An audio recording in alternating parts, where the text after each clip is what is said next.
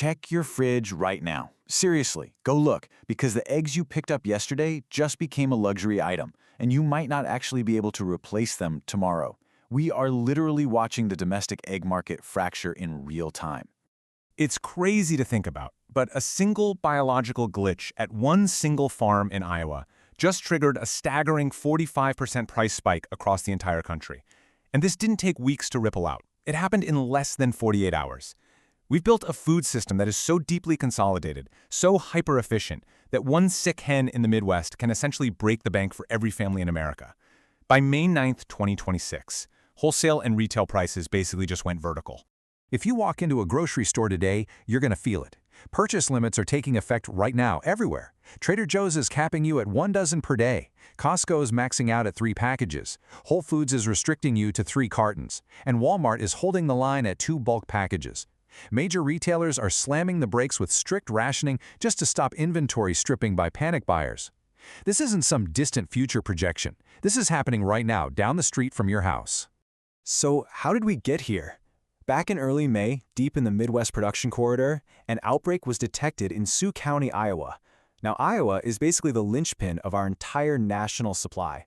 It houses around 47 million hens. When the virus hit just one single mega farm facility out there, it forced the immediate culling of 4.2 million birds, just gone in an instant. The driver behind this nightmare is a specific, genuinely terrifying strain of avian flu. It's called H5N1 clade 2.3.4.4b, and it completely bypasses even the most advanced biosecurity measures. It moves through these massive commercial megafarms with extreme lethality, totally wiping out a barn within 48 hours. It hits so fast that birds literally drop before they even show a single symptom. Because of that insane speed, the industry's only policy is absolute, immediate destruction. The exact second it's detected, they use methods like ventilator shutdown plus to instantly depopulate the entire facility.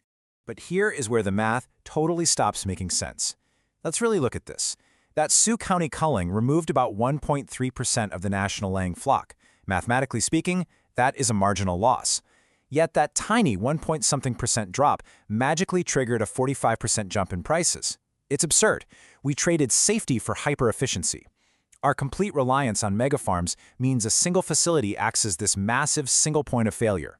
When that 1.3% vanishes overnight, our just-in-time distribution network simply doesn't have the buffer to compensate.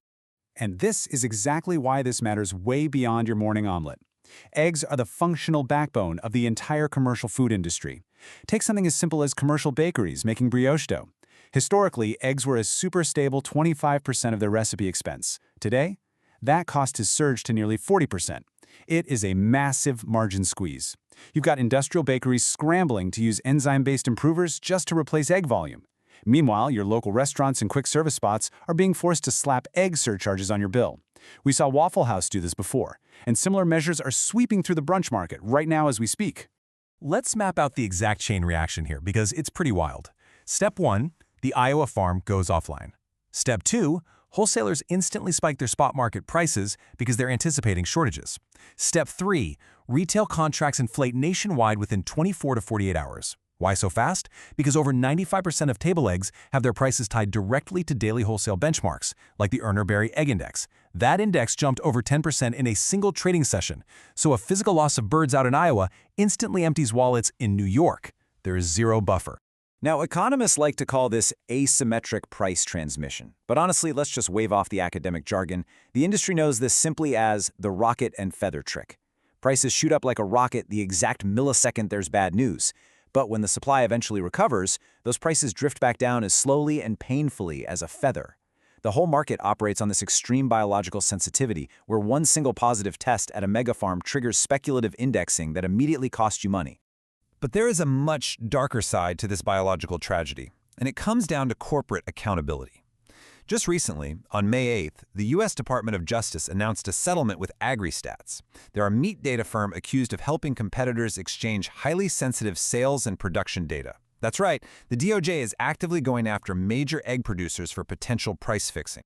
Federal prosecutors and a wave of lawsuits are pointing fingers hard. They are arguing that producers are coordinating their pricing strategies, essentially using the avian flu as a convenient cover for super competitive pricing, which, by the way, is just a very polite legal way of saying price gouging.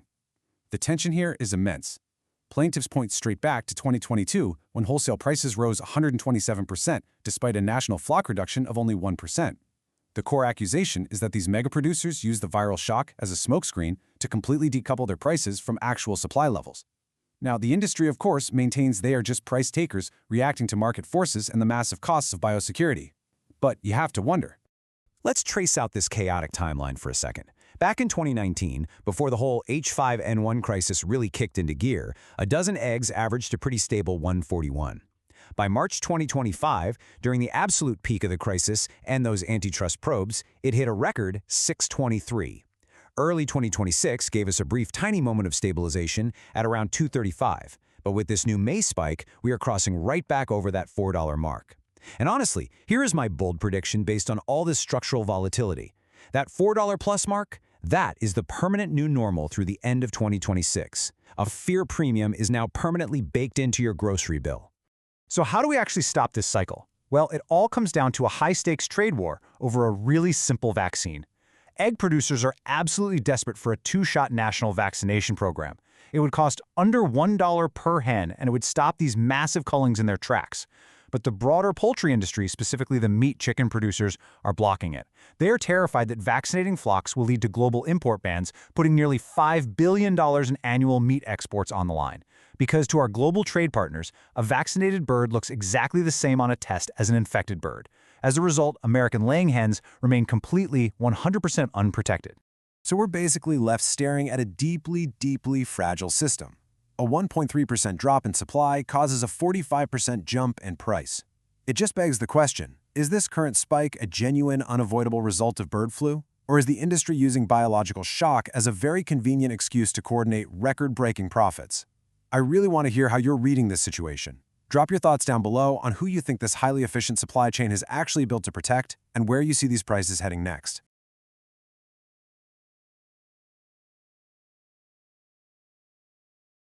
An investment in knowledge pays the best interest, so why not invest in this channel? Click like and subscribe for more.